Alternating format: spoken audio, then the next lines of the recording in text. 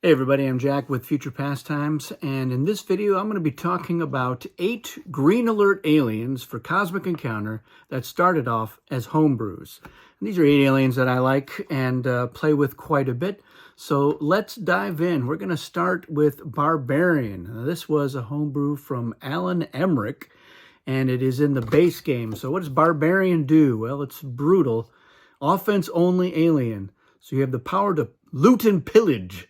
As the offense, after you win an encounter, but before compensation, if any, is collected, use this power to loot your opponent's cards.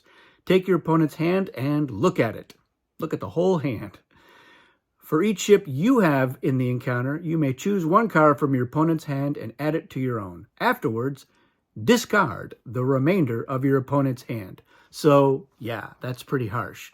Barbarian, when it's their turn, they really want to go for it. They want to win that encounter and play their best cards because they're going to be picking up some more good cards, presumably. At least the best cards that their opponent had. And if Barbarian is attacking you, yeah, you want to go for it. You're not saving any cards. Now you can say, all right, I'm going to negotiate, and Barbarian will take all your good cards, and then you'll get compensation. So it might work out, but yeah, it's just not really a pleasant experience. And Barbarian is incentivized to send 4 ships because that's how many cards they're going to get, and they're probably going to want to invite everyone else along just to help ensure that they win that encounter. And they're going to want to get a second encounter because that's the only time they get to use their power is on offense. So, yes, Barbarian, the artwork is great. This looks like a real unsavory character. So thanks, Alan, for that. Our next alien, also from the base game, and that is Cudgel. This is from Ken Hubbard. And Cudgel, also not a real friendly character. Let's take a look here. You have the power to smash. As a main character, when you win an encounter in which you revealed an attack card, use this power to force your opponent to lose extra ships of their choice equal to the number of ships you had in the encounter, in addition to any ships that they would normally lose. So this is another one. Now, Cudgel works as a main player, so offense and defense, but they are incentivized when they're on the offense to send 4 ships. They want to bring a lot of ships so that they can really smash their opponent. Now, what's great about the smashing Cudgels is they can often intimidate somebody into making a deal. And so it's a good way to use up your negotiate cards and get a colony on the defense. So think about that when you're the Cudgel. Again, great art. This is an alien that looks like they want to smash you know what I mean, there, into stuff and crush it. So there you have it. All right, from Cosmic Conflict, we have Glutton, designed by Matthew Carey. And I coincidentally had designed the exact same alien, but I think Matthew deserves the credit because I have far too many aliens in Cosmic Encounter and probably 3 times as many homebrews not in Cosmic Encounter, and many of those for good reason. So this has the power to gorge. Whenever you retrieve 1 or more ships from the warp, use this power to retrieve up to 2 extra ships of your choice from the warp. Of yours, not of your choice, but they are of your choice. And whenever you draw 1 or more cards from the deck, including when you were dealt your initial hand, or from another player's hand, use this power to draw 2 extra cards from the same source. So actually, my Glutton only got 1 extra card and 1 extra ship, so I presume that Matthew's was double their pleasure. So, yeah, Glutton is a really great alien. Now, it's drawing cards from the deck, not from the reward deck, so they're not going to get to gluttonize rewards, but they do get it for compensation, so it generally works out. This art, also fantastic. I love the artwork. This is half of the reason why I like to play Glutton, but Glutton's a great alien, and, it's as any player, so... yeah, all 3 of these so far have been mandatory, so they have to do this. Of course, with Glutton, why wouldn't you want to?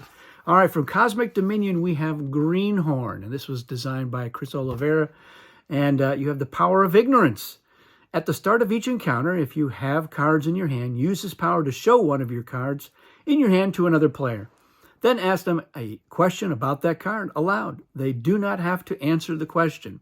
Now, this is a strange little bit, and it's something that we who curated that expansion and were credited as the designers stuck in there so that the use part was only on here once. When it was originally designed, there was a use for all the different effects, which we are about to get to.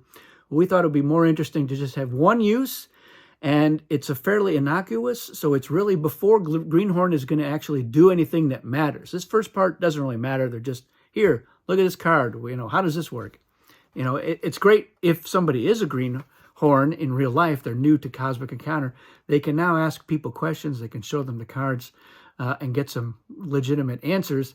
But that's really not what the power is about. Now, whenever you have no attack cards in your hand, you may draw a new hand. It's like whenever. You don't even have to be a main player. And you can have a whole bunch of negotiate. So whatever. During any regroup phase, you may rearrange your ships among any of your colonies and/or home planets, even home planets where you have no colony. So everyone wants to rearrange their ships, but that's not something you're normally allowed to do. What else? Well, you may play your kicker after encounter cards are revealed rather than before they are selected. Now, that's only going to really matter if you're using the reward deck, so keep that in mind. This is a much better alien with rewards. You may play reinforcements when you are not involved in the encounter. Sometimes not a big deal, but you can help prevent a win if you were not invited or sway things one way or the other. Play rifts and artifacts that are limited to the regroup or alliance phase as though they were playable as any player during any phase. Like the Plague. Normally everyone wants to play the Plague after Destiny when they know that they're about to be attacked, but you have to play it in regroup. But not Greenhorn. They can do that. They can do that whenever. So yeah, it's a fun alien. And like I said, with the reward deck, that kicker, and I'd seen that kicker move happen one time, and it was a doozy. So Greenhorn, also fun art. Look at that. That's just part of the greatness. All right. From Cosmic Incursion, we have Gorilla. Now, Gorilla is a tricky alien. We'll see why here. You have the power of attrition. As a main player, after you lose an encounter, use this power to weaken your opponent and each of their allies. Each player you weaken loses all but one of their ships in the encounter to the war. So like I said, this is a tricky one. This is an alien that is getting something or getting to do something when they lose, which is generally not one of my favorite things, but I like to leverage the fact that this is going to happen. One, it's a little bit of a deterrent. Not as many people want to get into a scrape with Gorilla knowing they're going to be losing ships. They're also not really interested in sending more than one ship. So that's a soft advantage as well. Even if you are against everybody else, they're not anxious to send 3 or 4 ships into that encounter because they're going to be losing 2 or 3 of those ships, even if they win. So knowing that, you can usually convince people to join your side of the encounter if you're looking for the allies, or to just sit out altogether. And it also helps you to get into deals. So that's what I like about this alien, not so much its actual effect, but the stuff around it. So I am able to leverage Gorilla pretty effectively whenever I end up playing it. So I don't mind choosing it. And sometimes I like the challenge in there. I also liked the artwork. So going on to Cosmic Dominion, we have Lizard. This was from John Gahn. It started off with a different name, but we think Lizard worked pretty well. And also, this was part of we had to use this art for one of the aliens in the expansion. And so we were like, all right, we had this other alien that we liked, and we said, we can make it into Lizard. We can make this work. So this one has some game setup. You need an extra player color. So you're going to place all those ships on the sheet, and then don't use it if you don't have an extra player color. You have the power to transmogrify. As a main player, after you win an encounter using any of your normal ships, that are those of your normal player color, use this power to morph those winning normal ships, remove them from the game, and replace them with an equal number from this sheet. Now, your morphed ships count as ships of your color, except that each one adds an extra +2. So each ship is worth 3 in encounter totals, whether you're your main player or an ally. Even after this power is zapped or lost, those ships are always going to be worth 3. Now, if you have no normal ships remaining on this remaining in the game, then you win the game. You can still win normally, and this power can't be copied, separated, blah, blah, blah. So yeah, this is fun. I love the aliens that have extra ships and interesting ways to use them, and Lizard does. The trick here is at the very early on, you want to try to win with your normal ship so that you're starting to accumulate some of those lizards. But then you want to do a mix. So you've got these great extra powerful ships. You want to start using them, but they don't metamorphosize or transmogrify anymore.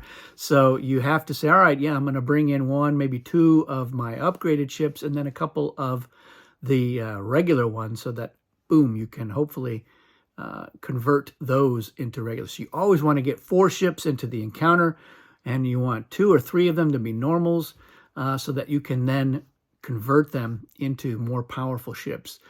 It's very rare that somebody's going to get all 20 of their normal ships converted and win the game. I have yet to see it, so it's a great bucket list item. The most that I've been able to do was 10. I got half of my ships converted, and so that's pretty powerful. It's pretty powerful, but yeah, 10 more was just too tall of an order. The game didn't go on long enough. All right. From Cosmic Dominion as well, we have Mirage. This was an alien from Cedric Chin. Cedric Chin, probably one of the most prolific homebrew designers out there. Probably more homebrew aliens than even I've done, and that's saying something. So this didn't start off named Mirage. It had a really bizarre name that there was no way we were going to use. So we ended up with Mirage, and this was another example of art that was not meant for, but it kind of works. So I think we make it work. So you have the power of delusion. As a main player, after encounter cards are revealed, use this power to choose any one of your colonies and any one of your opponent's colonies. Encounter totals are calculated as though the main player ships on the chosen colonies were involved instead of the actual ships in the encounter. Ally ships are counted normally. So what does that mean? Well, if you're Mirage, you want to get, say, one of your home colonies, maybe a foreign colony, and stockpile a lot of ships on there.